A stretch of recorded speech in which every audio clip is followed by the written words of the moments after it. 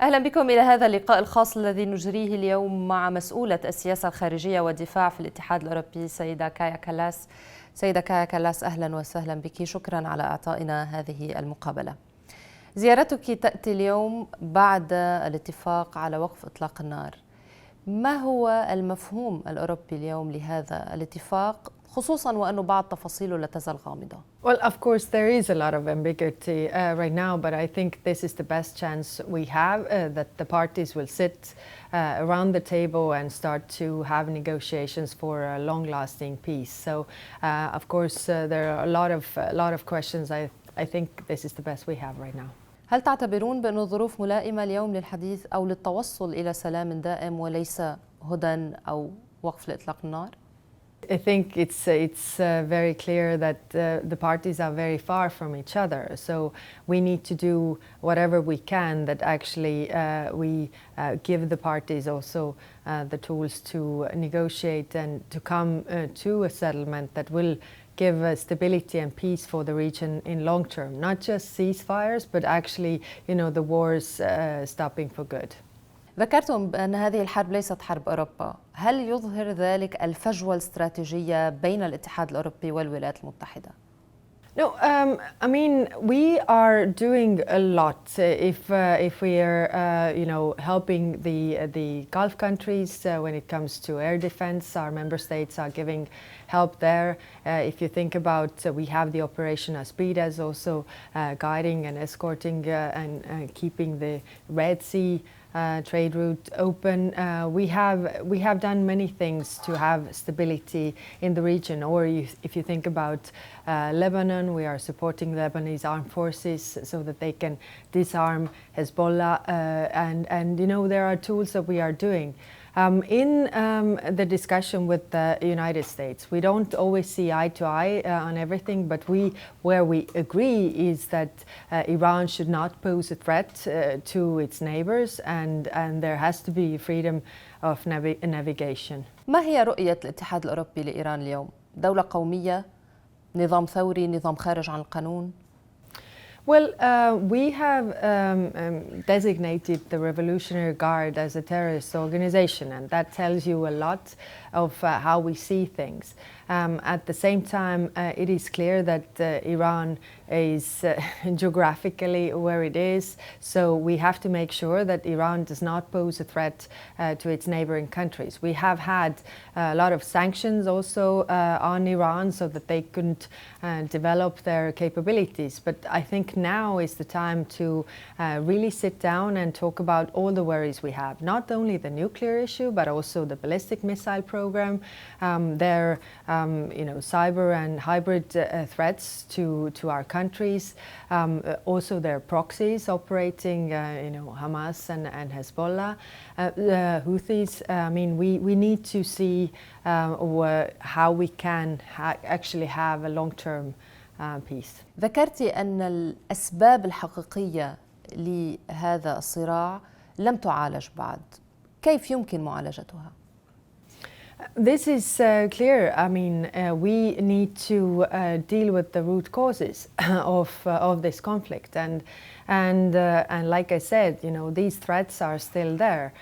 So after the ceasefire, or during the during this truce, there has to be negotiation to address all these issues. How can we make sure that Iran does not pose a threat to its neighboring countries and there is stability in the region?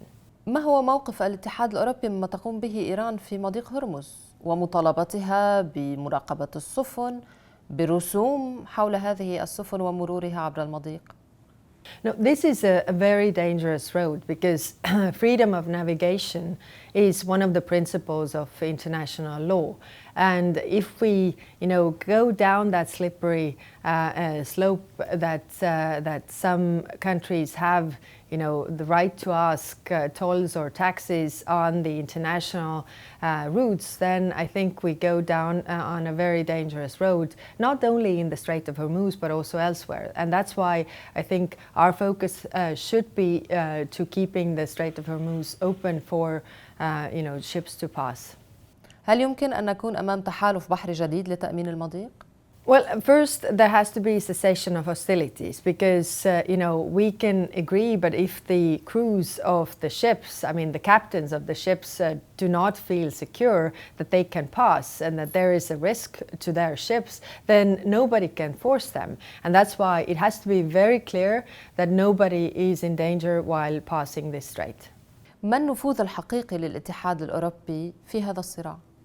Well, we are in constant contact with our regional partners, and there are different levels where we work. One is our member states are providing also air defense.